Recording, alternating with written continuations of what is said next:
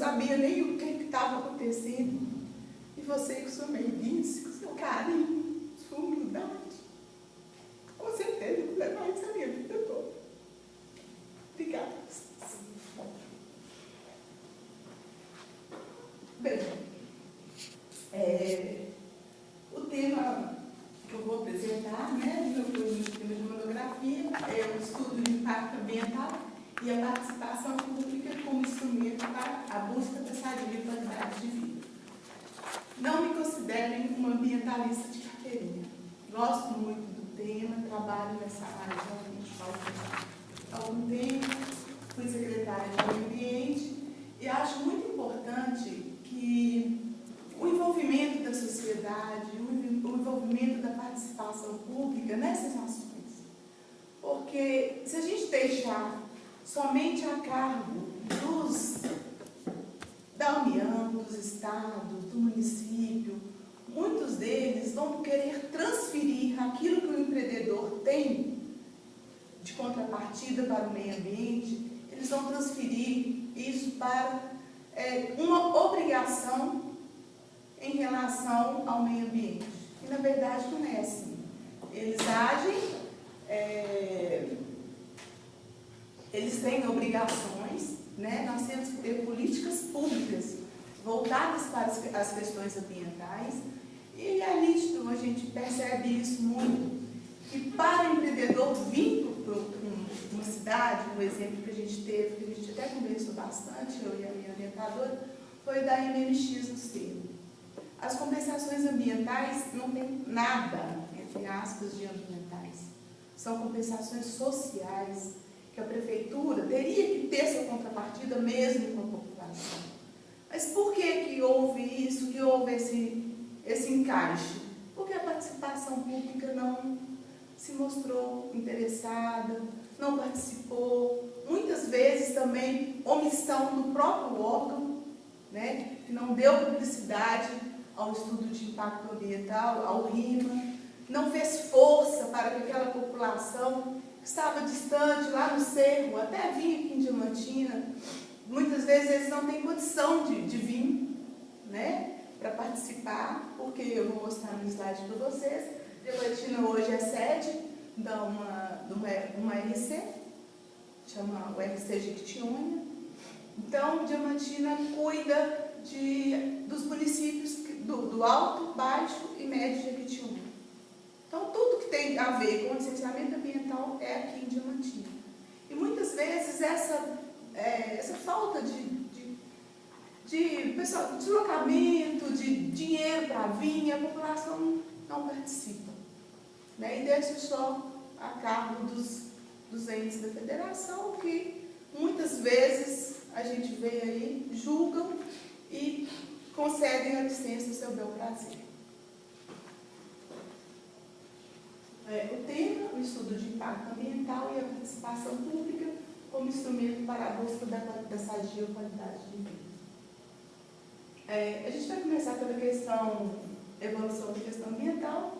Essa questão iniciou-se na década de 50 e o primeiro fato que foi bastante marcante foi a percepção de que a degradação ambiental estava se alastrando e trazendo consigo graves riscos à saúde humana.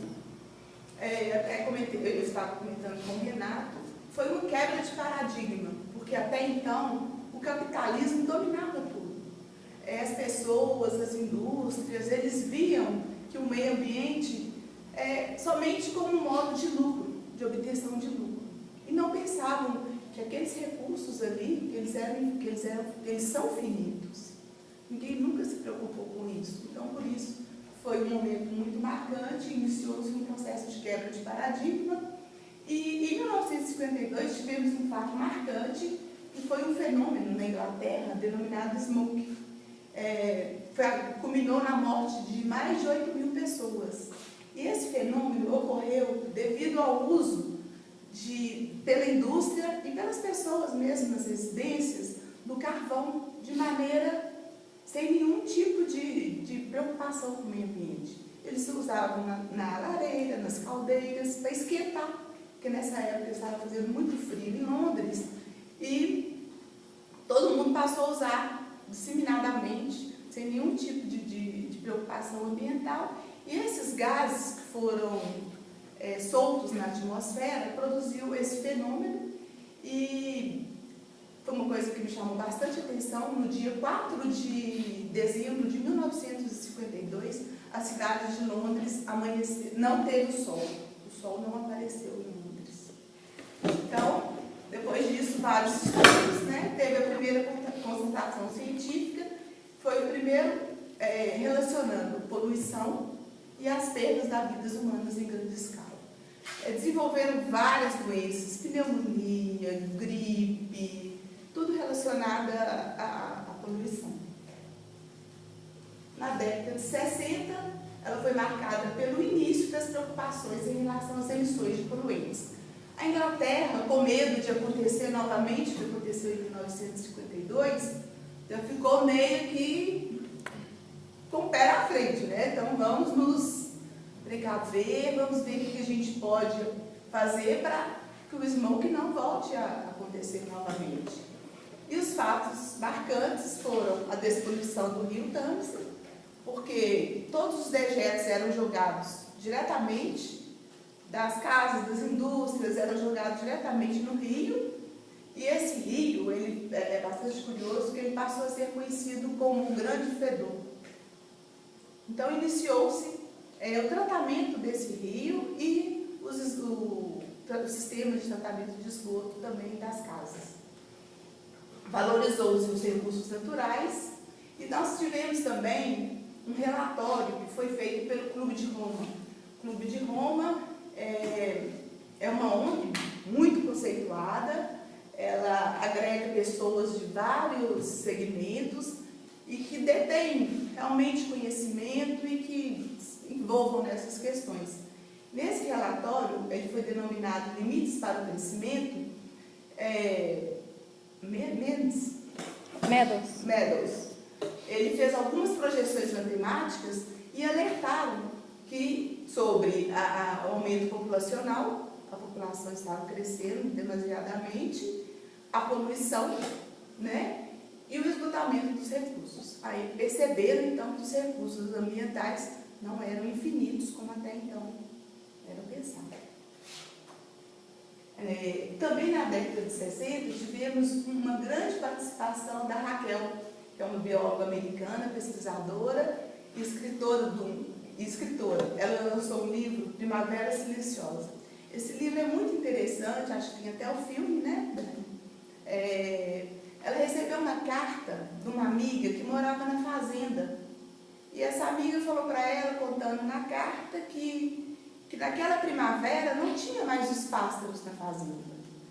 Que os pássaros não estavam cantando mais. Aí ela começou a estudar e começou a pesquisar e chegou à conclusão que... Aí ela escreveu o livro Primavera Silenciosa. Como seria uma primavera sem o canto dos pássaros? E esse livro culminou na proibição do DDT e na criação da Agência de Proteção Ambiental dos Estados Unidos, que é uma referência que a gente tem até hoje, né? A Agência de Proteção Ambiental. Na década de 70, o fato foi a contaminação ambiental na Baía de Minahama, no Japão, que as indústrias químicas jogavam em tratamento algum, sem nenhum tipo de preocupação, alumínio, mercúrio, todos os metais pesados. E isso, consequentemente, contaminou as ostras, que veio contaminar os pequenos peixes, através de um processo de bioacumulação, chegou até a contaminação do homem. Né? Uma cadeia. Contaminou a ostra, o peixe maior que se alimenta do peixe menor, e o homem que se alimentava do pescado. E também houve, nessa época, 50 óbitos e o envenenamento de 2.200 pessoas. Na década de 70, que foi a famosa Convenção de Estocolmo, foi a primeira conferência, né, das Nações Unidas para o Meio Ambiente. Participaram 113 países, dentre eles o Brasil.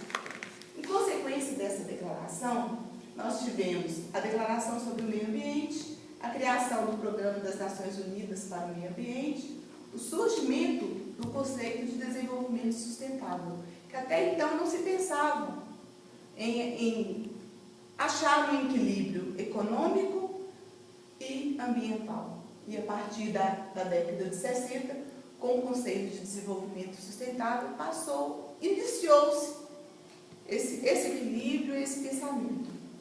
E foi um grande salto também na criação de várias leis e regulamentos, principalmente as leis para regular as atividades industriais, que foi na década de 80. Os Estados Unidos, na década de 80, passou a exigir o EIA, né, que é um estudo de impacto ambiental, como requisito para aprovação dos empreendimentos potencialmente poluidores. Aqui no Brasil, nós vivíamos a transição, né? Foi o momento da Constituição, a Constituição de 88, que, graças a Deus, dedicou um capítulo exclusivo ao meio ambiente, para tratar dessas questões ambientais. Não só o capítulo, como a gente vai ver um pouquinho mais para frente, mas vários artigos, vários incisos da Constituição levam em consideração o meio ambiente, que até então não era considerado. E o nosso foco é o artigo 225, parágrafo 1º, o inciso 4º, né, que exigia na forma da lei para a instalação de obra ou atividade potencialmente causadora de significativa degradação do meio ambiente, o estudo prévio de impacto ambiental, a que se dará publicidade. A importância, cabe destacar também aí a importância da publicidade, porque nada adianta formalizar um estudo desse e ficar engavetado na mão da União, dos estados, dos municípios, né? Tem que se dar publicidade. Tivemos também a resolução CONAMA, a 00186, que ela definiu critérios básicos para o EIA. Quem ia apresentar, o que era necessário, como ia ser os estudos, por quem seriam feitos esses estudos. É uma equipe multidisciplinar, né? Cada um de uma área, fazem esses estudos, fazem esses levantamentos. E na década de 90 foi a tomada de consciência, foi um grande impulso, né, em todos os países. O termo qualidade ambiental passa a fazer parte da vida das pessoas. Empresas passaram a se preocupar com a racionalização da energia, com a reutilização, com a reciclagem de matérias-primas e passaram a evitar o desperdício. A Rio 92, ou a Eco 92, aconteceu também nessa década, foi muito importante, apesar de um pouco infrutífera, mas foi um avanço. Teve a participação de mais de 170 países, importantes chefes de governo participaram, onde tomaram consciência da necessidade de aliar desenvolvimento com o meio ambiente. Porque até então, os países subdesenvolvidos ficavam meio tímidos. Eles ficavam com medo de vamos assinar, vamos aderir e tal, mas e aí? Como é que a gente vai crescer? Não dá para crescer sem ter poluição, não dá para crescer uma indústria química sem ela jogar os dejetos diretamente no rio. Então foi muito importante a Eco 92, porque já iniciou-se uma consciência também por parte dos empreendedores. Nós tivemos, na sequência, né, o Protocolo de Kyoto, que foi em 1997, que o objetivo foi firmar acordos e discussões no âmbito internacionais para reduzir a emissão de gases na atmosfera. Iniciou-se a preocupação com o efeito estufa, com os raios ultravioletas, com a camada de ozônio. O buraco na camada de ozônio até então era insignificante. A partir de vários estudos, o Protocolo de Kyoto veio para dar uma enxugada e dar uma sacudida desse pessoal e chamar a atenção para a questão da atmosfera. Agora, no século XXI, em setembro de 2002, a Assembleia Geral das Nações Unidas resolveu que a conferência conhecida como a Rio+10 ocorreria em Joanesburgo, na África do Sul. Foi um encontro de alto nível, como está sendo de hoje, né? Reuniu líderes mundiais, cidadãos engajados, agências das Nações Unidas, instituições financeiras multilaterais e outros grandes atores. O objetivo era avaliar a mudança global desde a histórica conferência da Rio 92. Percebeu-se que não foram muitas as mudanças.